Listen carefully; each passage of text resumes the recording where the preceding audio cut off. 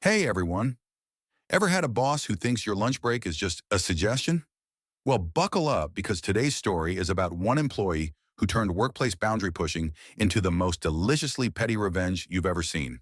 This Reddit tale involves spaghetti, buffalo wings, and a boss who learned the hard way that some battles are best fought with a fork.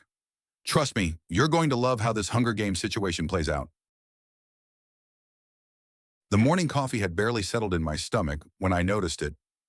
Another meeting invitation glowing on my screen, scheduled squarely over my sacred lunch hour. I stared at the notification, my jaw tightening as I recognized the sender. My newly promoted boss, drunk on his fresh authority and apparently blind to the bright red lunch break block that had occupied my calendar for months. This wasn't the first time. What started as an occasional inconvenience had morphed into a deliberate pattern, each scheduling conflict feeling more intentional than the last. I don't eat breakfast, just black coffee and enough water to float a small boat, which makes my noon to 1 lunch break absolutely non-negotiable. It's not just a preference, it's survival.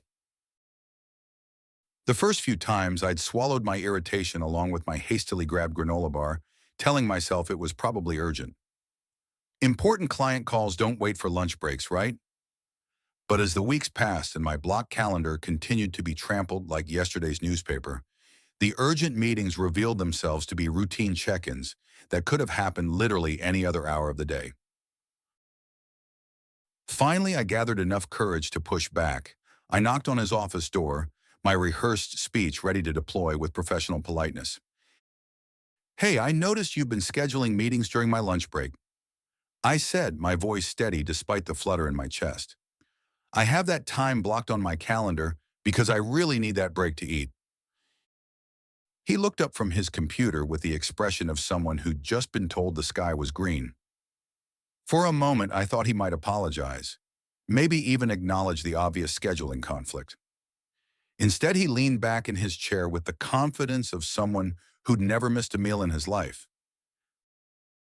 "Well," he said, his tone carrying just enough condescension to make my teeth ache, "we all have to make sacrifices sometimes." The words hung in the air between us like a challenge. I nodded slowly, my smile tight enough to crack glass. "Of course," I replied. "Sacrifices."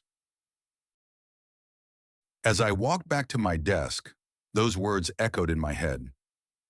We all have to make sacrifices sometimes. The phrase rolled around my mind like a marble in an empty jar, picking up momentum and malice with each repetition.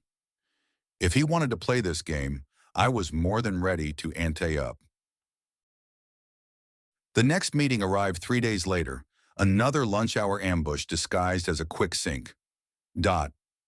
I joined the video call precisely on time, my camera positioned perfectly to capture what was about to unfold.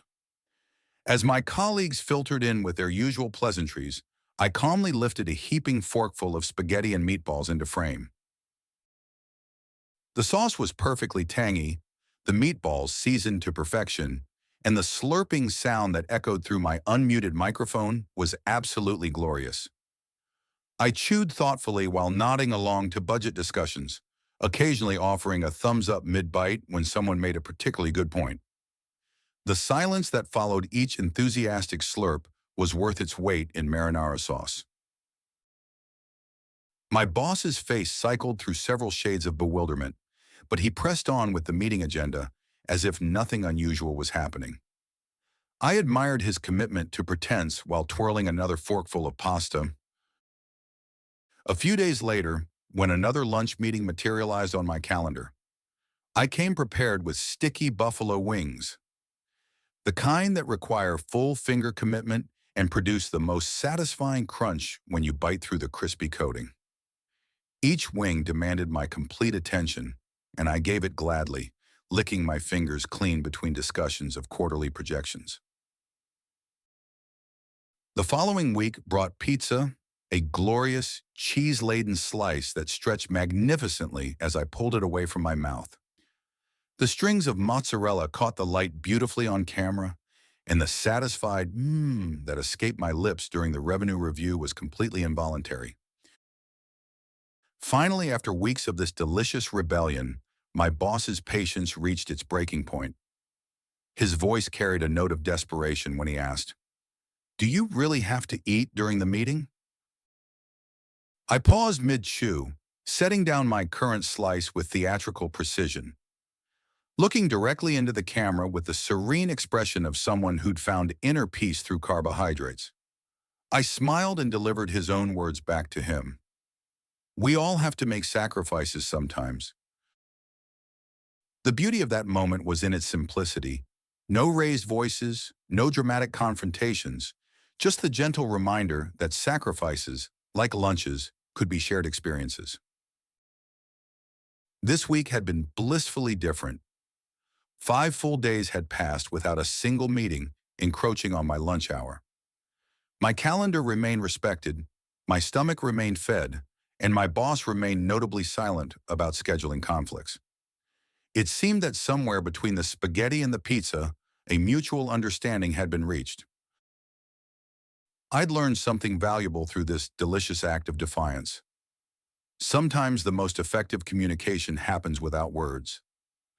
Sometimes a well-timed slurp speaks louder than any strongly worded email. And sometimes when someone tries to feast on your boundaries, the best response is to literally feast right back. As I sat at my desk on Friday afternoon, looking at my beautifully unscheduled lunch hour for the following week, I couldn't help but smile. The revolution had been won not with anger or ultimatums, but with the simple act of refusing to starve for someone else's convenience.